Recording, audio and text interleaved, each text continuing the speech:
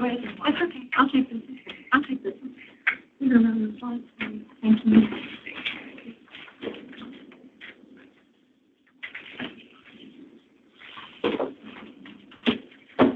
This is Lizzie. Will now transition to Mary Lee Lemley and her presentation on EMS training. I'm Mary Lee Lemley. I'm just going to give you a little bit of an update from where we were to where we are with our EMS training.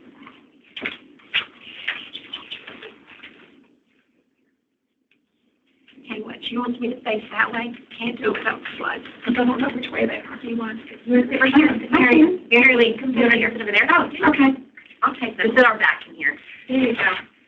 So, this is what we've done. We started out, go ahead and take this. As you know, this is our Tennessee, 95 counties. My big thing was 95 counties in 95 days. Well, I'm at 101 days. So, close, close. Next slide. As you know, we're broken up into 5 regions. The regions, you know, NRP is not required for EMS. It's still not required, but it's strongly recommended. So since we had started, our pre-test were $55. They've gone up to $75 a piece as of yesterday.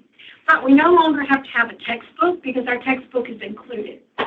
State funding that we got for FY25 was $135,000, which was about 3,300 exams when they gave it to us in bulk rate. We didn't think we were going to get any more money, and that was something that we wanted, but we did. We got another $135,000, so we got approximately 6,942 exams for EMS, which made it about $38.90, and what we haven't used rolled over, so we haven't lost any of them. Go ahead to the next one. Here's our exam usage. So Middle Tennessee got, based on, this was all broken down based on the number of EMS staff that were in the regions. And we went through a lot, checking with EMS, because they're in 8 regions, we're in 5 regions, so we got it really close. So Middle Tennessee totally got 2,372 exams. Erlanger got 672. East Knoxville got 1,382. The Northeast got 672, and West Tennessee got 1,844. So looking at all of that, we have assigned and used just under 2,000 in a little over a year.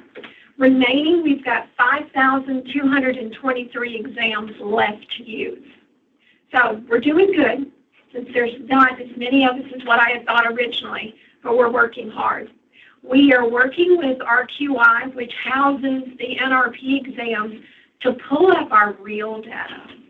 So they're going to go back and pull up exactly how many people in Tennessee had NRP to begin with.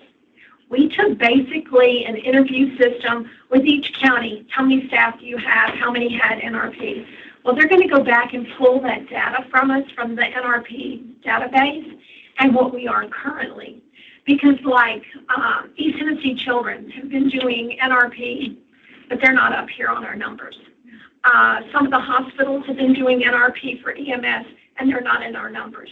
But I can give you total numbers of what we've done usage-wise for our exams that we've been given. And then what I want to do is give you total number of what has happened from the time we started pushing this across the state until now. Go ahead. So here's Tennessee. All of the red are our counties that don't have OB services. Margaret, grab this. So when we go to state meetings, you know, there's nothing bigger than a picture. So when we take it, we pull this, and we pull this out. So we went from a state that had 95 counties and 54 with no OB services, and I didn't put a key on this. So everybody would have to say, what's the white and what's the red? Well, the red is no OB services. And then they would say, I don't have a green dot. Why don't I have a green dot? Well, the reason you don't have a green dot is because you've not signed up for NRP classes. You want a green dot? We'll give you one. So all of the counties that do not have green dots have not had NRP started as of yet. We try to keep we've got a Excel spreadsheet that is accessible to all 5 regions, and I've pulled the data off of that, plus what East Tennessee Children has given me. But we've got a couple of counties that do not have OB services. I got a call the other day in West Tennessee that said, will you come and lecture for 2 hours? We need some neonatal education because, we need PEDS hours. And I said, how long do you want me to talk? They said 2 hours. I said, well, what I'll do is I'll come teach NRP and not give you 2 hours of credit, but NRP is 12 contact hours. So we're doing 60 in Humboldt the 1st of November, and that will cover people in about 6 of these counties down here that don't have a green dot. So we're getting there. We're getting there. Okay, what else you got? So when we first started this journey, about 6 years ago, we had no uncuffed tubes on our trucks. And a mandate came down several years ago that said all pediatric patients needed to be intubated with cuffed tubes. So they took our uncuffed tubes off the trucks. So we kept pushing, and every time I'd show up at an EMS state meeting, they'd say, you're here again, huh? So last month, the uncuffed tubes are going back on the trucks as of July 1. So I'm really excited. We started out saying, if we could have just a little small bag, and we put uncuffed tubes and maybe a mask and this and that, then it would cost us about $20, $25. Well, over the time, we've made it mandatory that those things are going on the trucks, so we didn't have to make those small bags. But we're getting there. Go ahead. And again, it says as of July 1. The next thing, one more click. The next thing that we have problems with is all the trucks in the state of Tennessee, and by the way, there's 1,600 EMS trucks in the state of Tennessee.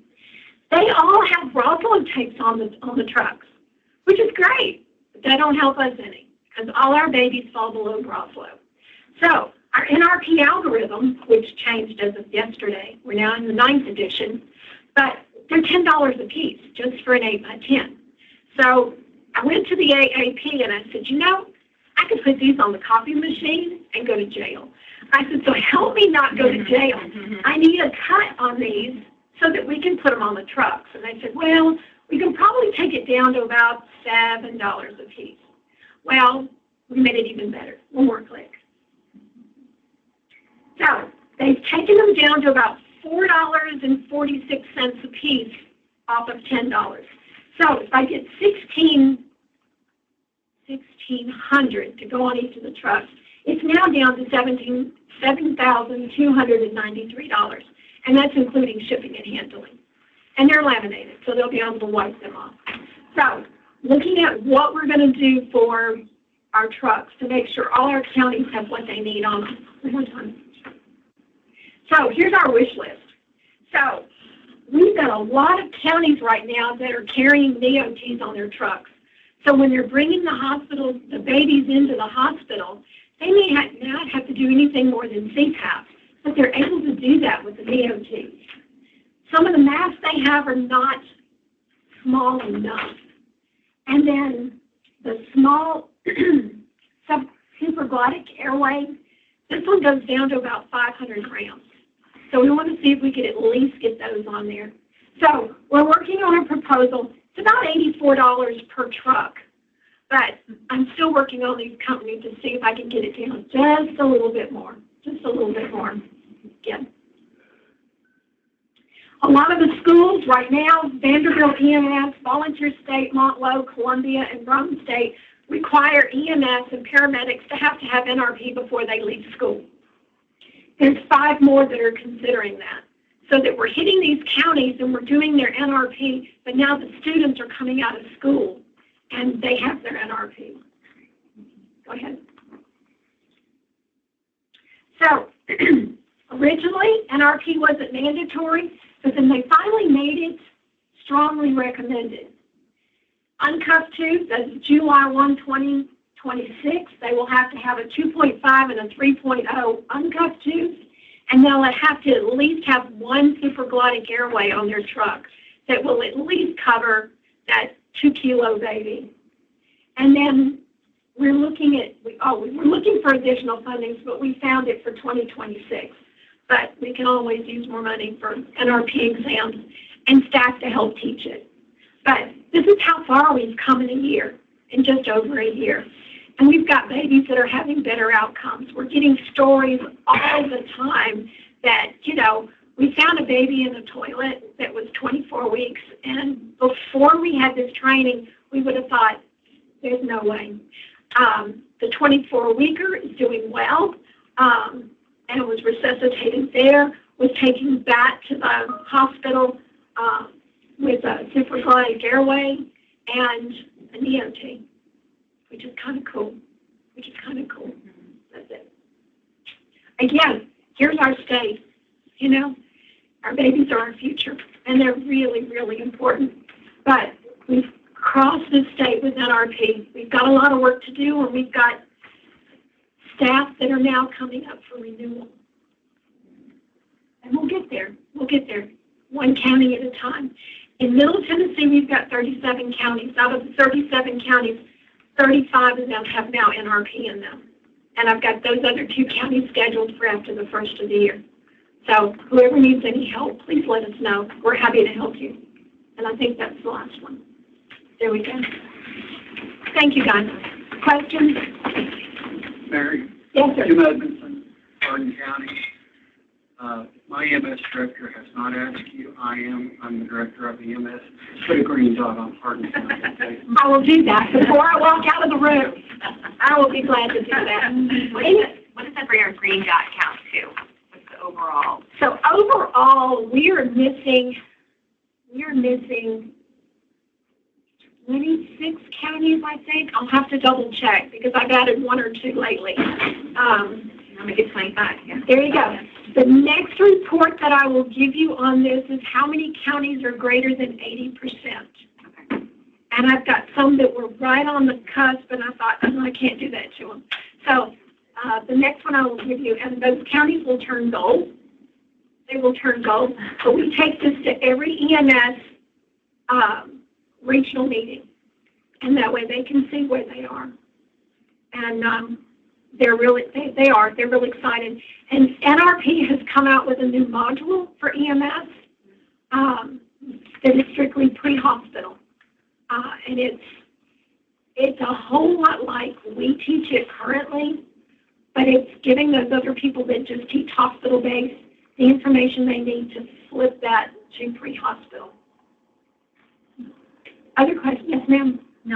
Alice Rowley, Children's Hospital Alliance, not an answer to your funding, but I do just want to thank you and let you know that we included in our Rural Health Transformation Fund project, concepts for the state for pediatrics. So your work here around the CCAT and then broadly around just helping put some of those Rural Health Transformation Fund dollars into the EMS education and the EMS transport to get them over, and I think it's beautiful. I hope somebody included this cart that you need at the point of delivery in rural hospitals too, because that is a key focus of that funding. So the state turns that in November 1st. We'll know December 31st, and just wanted to thank you and say that to your funding question, we have been trying to elevate that. I appreciate that. I always keep funding in my pocket, so if anybody's got any money, I always have numbers for you. Any other questions? I appreciate all your support, and so do our babies.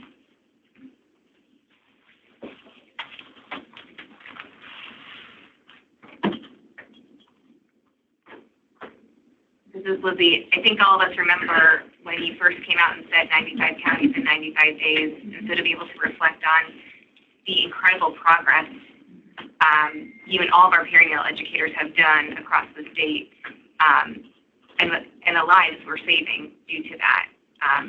It's incredible. Yeah. And changing the way that our workforce is trained, right? So we're addressing not just for the pipeline too. And so something that we continue to elevate. And thank you so much for your leadership and your passion in this space. I appreciate your support. And I know you're not going to be happy until that whole map is gold with green dots. And I think really, it's really making a difference. With that, is there any other questions or comments from the committee before we adjourn? Jim Evans again. And, I sit here and during the meetings, I write endless messages to my pharmacist, my OB doctors, and my OB director. So when Dr. Wood brought up the subject about the hemorrhaging, I don't have a house supervisor ever. I don't have a pharmacist after 6, and I was like, oh my God. But we do have that card. And one thing that might be a nice thing to suggest is on our tick list, if you type in hemorrhaging, all the drugs that you need come up for that. So, and that may be something that you're already doing, but I love little info. Great. I think we're going to be collecting and synthesizing some of those tips that were shared to get that out more broadly. So we're really, and thank you to Trying for really, having us do more with our follow-up to make sure that we're giving those resources back to you and you're not furiously scribbling notes. And additionally, just for everyone's awareness, we meet 3 times a year. Our next meeting will be April 16th. Again, due to our legislation and these being open meetings, this is our designated date to meet our physical quorum requirements. So we ask that all of our official committee members attend in person. I think we all have seen the richness of discussions that happen around this table, and I'm so grateful for your continued engagement as we work to carry out our mission at the Department of Health and across state government. Thank you so much, and you're adjourned. Thank you.